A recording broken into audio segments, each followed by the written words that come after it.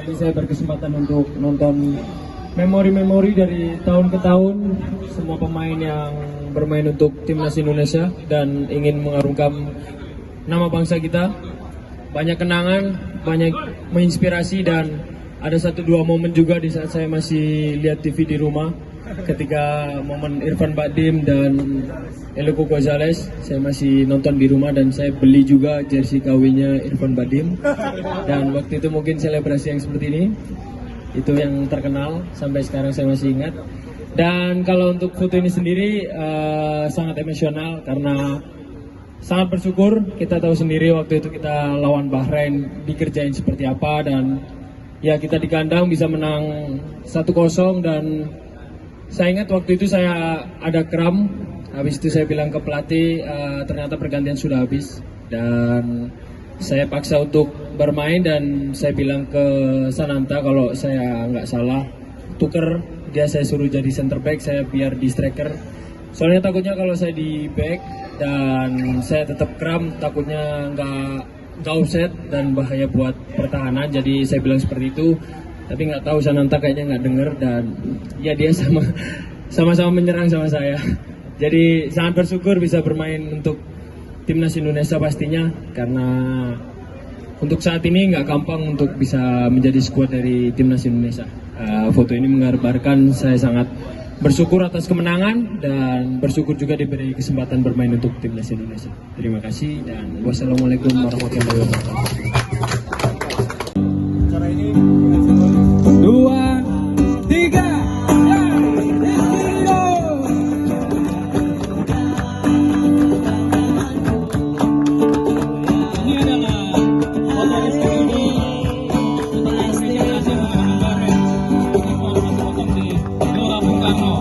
Ekspresi yang membuktikan bahwa pemain timnas Indonesia adalah identitas bangsa kita.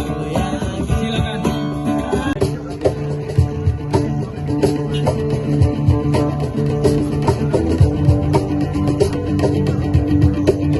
Yeay! Tangan untuk Rizky Ridho, kapten kita.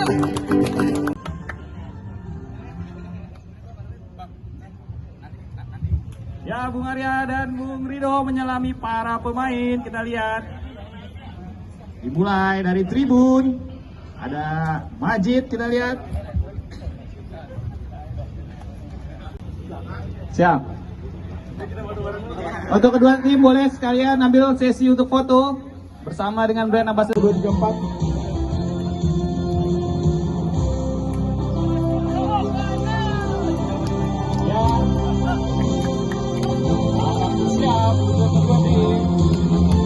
Kita akan menunggu.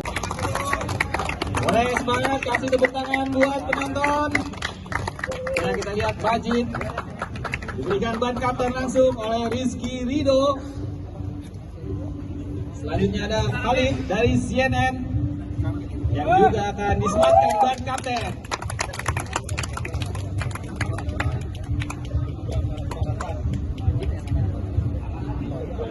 Suatu kebanggaan bisa disematkan ban kapten oleh kapten dari timnas Indonesia.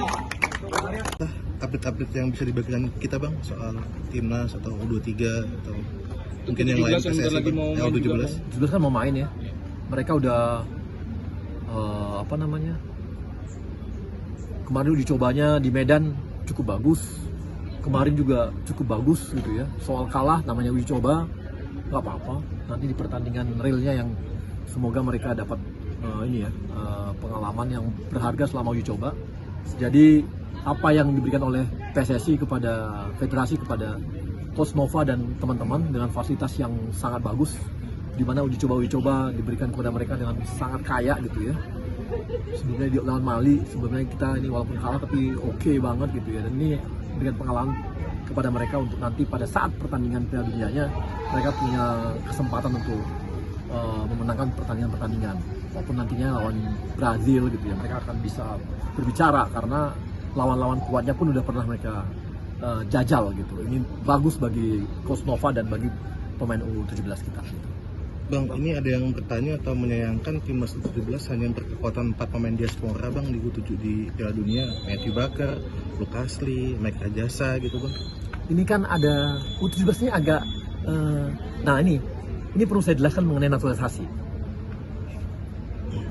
Agak beda dengan senior atau di U23. Kenapa? Atau 20? Karena di U17 itu masih susah kita untuk melakukan naturalisasi, kan nggak bisa naturalisasi. Karena 17 itu mereka, kalaupun dia harus berdarah Indonesia, dia harus orang tuanya punya paspor salah satunya Indonesia. Nah ini yang susah. Apakah dulu waktu dia lahir, salah satu orang tuanya masih punya paspor Indonesia? Paspor dalam arti dokumentasinya betul, dia paspor. Kalau enggak, terpaksa nunggu lama.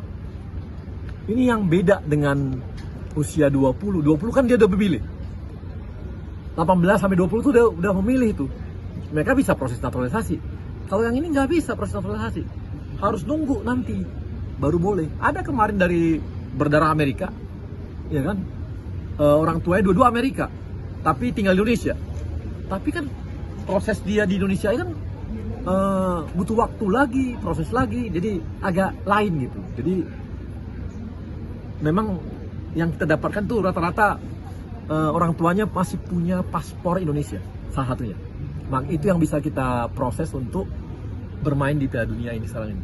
Ini jadi harus dipahami nih perbedaannya antara pemain yang 17 sama yang di junior. 20. Kalau 20 misalnya udah bisa kita naturalisasi.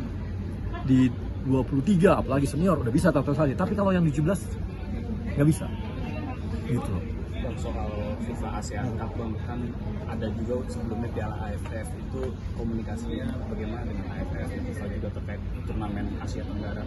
Saya belum dapat informasi mengenai lengkapnya, jadi belum bisa juga komen mengenai Piala AFF-nya. Piala ASEAN, FIFA ASEAN itu. Apakah nanti akan ada yang mengatakan bahwa kalau Piala ASEAN ini masuk agenda FIFA, tapi ada yang bilang nggak masuk, jadi nggak bisa mengundang juga pemain-pemain yang lagi bermain di sana. Apalagi kalau namanya agenda FIFA, itu berarti biasanya di jadwal FIFA Matchday.